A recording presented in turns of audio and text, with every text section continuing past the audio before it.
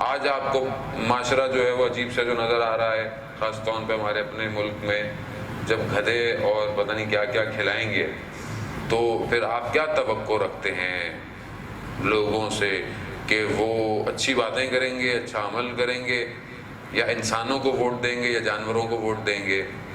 مرتب ہیں، اثرات مرتب ہیں، جانے ہوتا ہے. ایسے تو نہیں اسلام اتنا بڑا حصہ جو ہے وہ خوراک کے لیے اس نے تعین کیا ہے، یوں کھاؤ یہ کھاؤ. آداب آپ دیکھیں، حضرت سیدہ فاطمہ زہرا سلام اللہ علیہ، اللہم صلی علی محمد 12 مراتب ذکر کر رہی ہیں کھانا کھانے کے لیے، کہ جس میں سے کچھ آداب ہیں، کچھ جو ہیں وہ مستحبات ہیں اور کچھ معرفت کے نکات ہیں. یعنی صرف ایک لقمے سے پہلے، یعنی اتنا ڈیٹیل اہل بیت کہہ رہے ہیں کہ غور کرو کہ کھا کیا رہے ہو. لقمہ ایک ہوتا ہے لیکن بدن کے اوپر اثرات مرتب کر دیتا ہے، روح کے اوپر اثرات اس کے شدید مرتب ہیں. انسان چلتے پھرتے کھا لیا، کھڑے ہو کے پانی نہ پیو، بیٹھ کے رات کو پیو، یہ سب چیزوں کے ظاہراً آپ کو کوئی مسائل نہیں ہے، لیکن آپ کے بدن اور آپ کے ساتھ جو دوسرا ایک فیکٹر جڑا ہوا ہے روح، اس کے اوپر شدید اثرات ہیں. یہ جو انسان آج عبادت میں کسالت برتتا ہے، کھڑا نہیں ہو پا رہا، نماز صحیح طرح نہیں پڑھ پا رہا، حالت کیفیت نہیں ہے، یقیناً کہیں نہ کہیں لقمہ داخل ہے. اور اگر آپ کو کہیں شک ہو، شبہ ہو، حتیٰ کہ مثلا یہاں والا شخص آیا خمس دیتا ہے یا نہیں دیتا ہے، تو آپ کے اپنے لیے ہے کہ جتنا کھائیں، جتنا آپ سمجھ لیں، اس کا حساب لگا کر خود خمس دے دیا کریں. کیونکہ بہرحال جو اہل بیت کا حق ہے اگر وہ بھی ادا نہیں ہو رہا تو مال جو ہے وہ جائز نہیں ہے، مال کے اندر حق غصب کیا گیا ہے. ہم کہتے ہیں کہ وہ مدینہ میں اہل بیت کا حق غصب ہو گیا، خدا نہ خواستہ ہم تو نہیں کر رہے گی ایسا. تو لقمہ بہت امپورٹنٹ ہے عزیزان محترم. حدیث عنوان بصری کہ جو بہت فیمس حدیث ہے، جو آیت اللہ قاضی طباطبائی رضوان اللہ تعالیٰ علیہ پہ آپ کی صلوات ان کے درجات میں اضافہ فرمائے، اللہم صلی علی محمد اپنے شاگردوں کو اتنی تاکید تھی کہ حدیث اپنی جیب میں رکھیں اور اس کو ہفتے میں 2 دن پڑھا کریں. حدیث بہت طولانی ہے، وہ فرصت نہیں ہے کہ میں اس حدیث کو کاملاً بیان کروں، لیکن اس کے اندر جو ریاضت نفس کا جو حصہ ہے اس میں جو ہے وہ کھانے کے متعلق بات کی گئی. عجیب ہے، انسان کو ہوتا ہے کہ ریاضت نفس یعنی کہ مثلا انسان کہیں کونے میں بیٹھ جائے، تسبیحاں پڑھنا شروع کر دے یا کوئی ایسے کر لے جو ہمارے عموماً ہوتا ہے. مولانا صاحب کو نسخہ دے دیں وہ ہم بھی ذرا عارف ہو جائیں یا کچھ ہو جائیں. آیت اللہ عظمہ بہجت سے پوچھا کسی نے کہ ہم کیا کریں؟ ان کا جو جانتے ہو اس پہ عمل کرو، جو نہیں جانتے خدا تمہیں خود سکھا دے گا. تو ہم کتنی باتیں تو جانتے ہیں، کتنی چیزیں ہم جانتے ہیں، مگر ہم اس پہ عمل نہیں کر رہے ہوتے. اور اگر کونے کنارے پر بیٹھ کر ہی کمال پر پہنچتا تو پھر رسول خدا غار حرا سے نیچے ہی نہیں اترتے. حضرت جبرائیل تو آ رہے تھے، انہیں کیا پرابلم تھی؟ نہیں، معاشرت میں رہ کر آپ کو کمال پر پہنچنا ہے، معاشرے میں رہ کر کام کر کر حلال. تو اس میں جو ایک حصہ ہے وہ امپورٹنٹ، وہ ریاضت نفس کا، وہ کھانے پینے سے ہے. کہ جب تم کھانا کھاؤ، ایک تو بسم اللہ پڑھ کر کھاؤ کھانا، دوسرا کھانا جو ہے وہ تب کھاؤ جب تمہیں بھوک لگی ہو.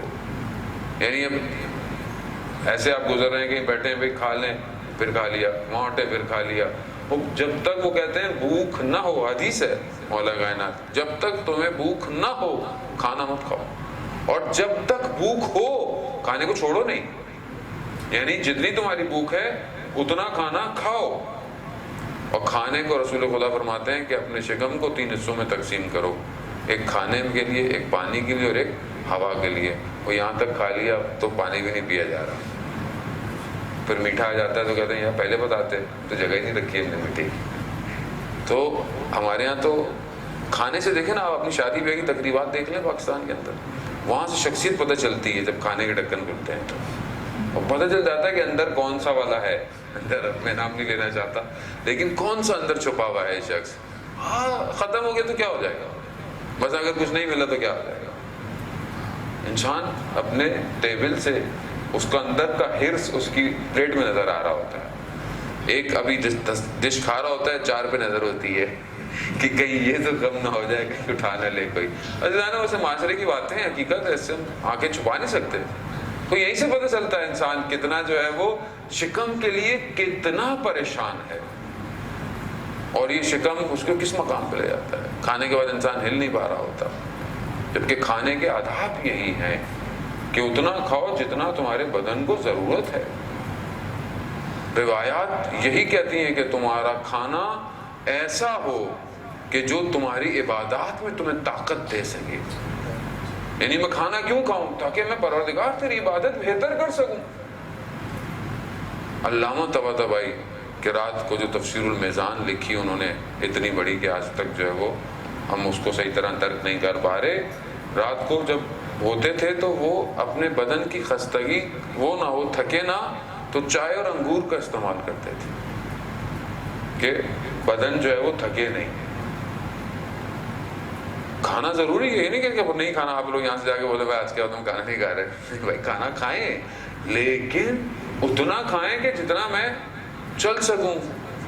اور سائنس نے یہ پروف، سائنس اب ماشاء اللہ اب تو ہماری تو اللہ رسول کی تو بات کسی کو ماننی نہیں، سائنس کی بات تو ہر کوئی مانتا ہے کہ بھی سائنس بھی کہہ رہا تھی کیا بات ہے جی. جبکہ وہ امین اور صدیق جو اپنی نبوت سے پہلے امین اور صدیق تھے، اور وہ دشمن کفار مانگ رہا تھا امین اور صدیق، وہ امین اور صدیق ہماری زندگی میں اس طرح نہیں ہے. ہم سائنس امین اور صدیق ہے ہمارے لیے. تو سائنس نے پروف کیا ہے کہ روزہ انسان کی بدن میں انرجی کریٹ کرتا ہے. ایسے انزائم اس کے مائنڈ کے اندر کریٹ ہوتے ہیں کہ جو اس کی پوری باڈی کو فیٹ برننگ کی وجہ سے انرجی دیتے ہیں. تو وہ کہتے ہیں روزہ جو ہے وہ فاسٹنگ جو ہے وہ بہت بیسٹ ہے.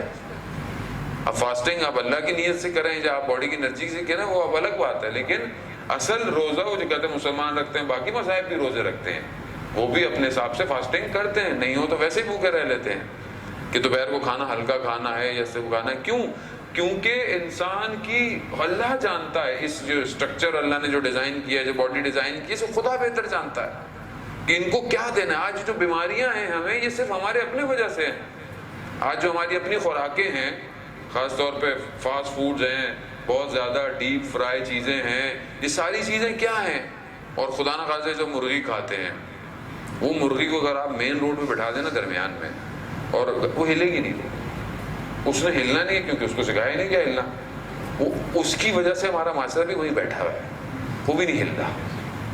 آپ اس کبھی مرغی کو غور کریں نا. یہاں پہ تو مجھے نہیں پتا ہے، پاکستان میں تو نکالتے ہیں وہ یوں بیٹھی ہوتی ہے، اس کو پیچھے سے نکالتا ہے پھر وہ وہیں بیٹھی ہوتی ہے. اصل وہ جو کھلا رہے ہیں ہمیں، وہاں معاشرے میں آپ دیکھیں روڈ پہ آدمی ادھر آسمان میں دیکھ رہا ہوگا، وہیں دیکھتا رہتا ہے وہ چل رہا ہے. کیوں ہے؟ کیونکہ خوراک کیسی ہے.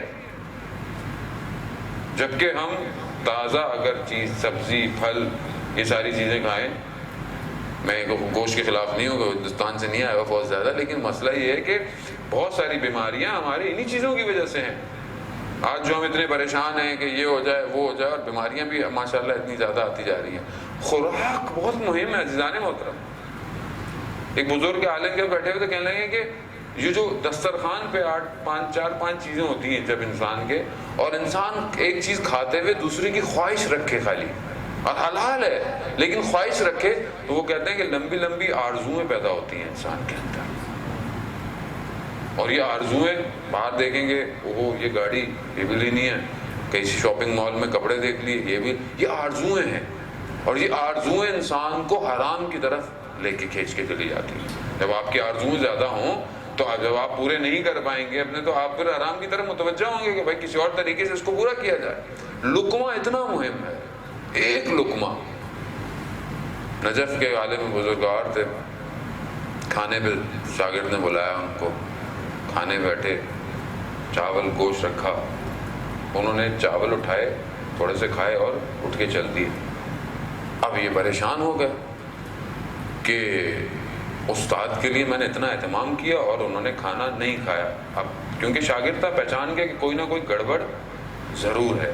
اپنی زوجہ سے پوچھا کہ آپ پاک تھیں، آپ نے کھانا نہ بنایا؟ ہاں. کیا نجس تو نہیں ہو گیا تھا؟ کہا نہیں.